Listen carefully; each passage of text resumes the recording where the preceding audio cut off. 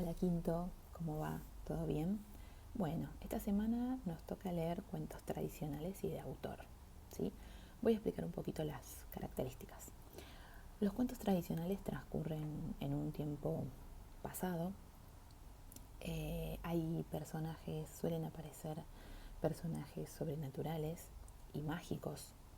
Son historias que transmiten costumbres y valores y por lo general dejan una enseñanza. Son como las leyendas anónimas, ya que se transmiten de generación en generación. Lo que van a encontrar es quién escribió esa versión o quién narró esa versión, ¿sí? Pero el autor original no lo sabemos. A diferencia de los cuentos de autor, que los cuentos de autor son cuentos que sí tienen, son cuentos que fueron creados por una comunidad y sí tienen un autor, muchas veces estos autores no se ponen su nombre, pero sí ponen un seudónimo, que es como si fuese un alias, ¿sí? Otro nombre. Bien, muy importante en las narraciones.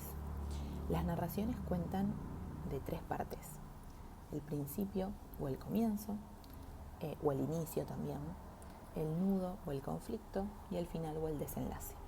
En el inicio o el comienzo suele presentarse el lugar, donde se sitúa la narración y los personajes. Se presentan los personajes y sus características. En el nudo o conflicto se suele surgir un problema y en el final suele resolverse ese problema o queda abierta una posible resolución. Después tenemos los núcleos narrativos. Los núcleos narrativos son aquellas acciones o aquellos sucesos que no pueden suprimirse en la historia.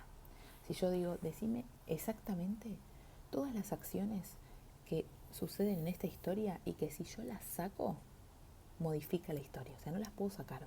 Son las acciones fundamentales de la historia, ¿sí?